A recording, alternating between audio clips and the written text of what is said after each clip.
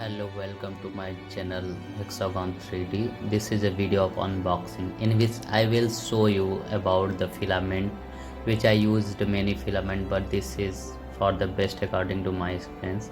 This is first, all filaments are in matte color. This is a cotton white.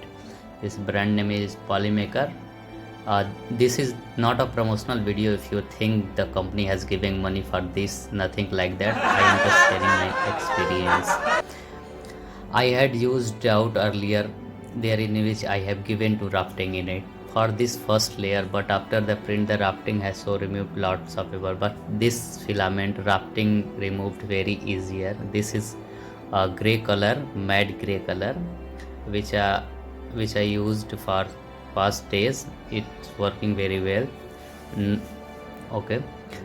If Hello guys, if you are new to the channel, please subscribe channel and share. If you are already subscribed channel, then thank you so much heartily.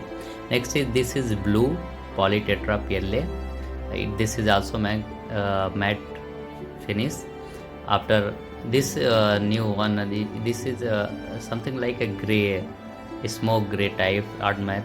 This is you can see that this is same poly tetra, and this is last one. This is my favorite color, blood red, blood pink.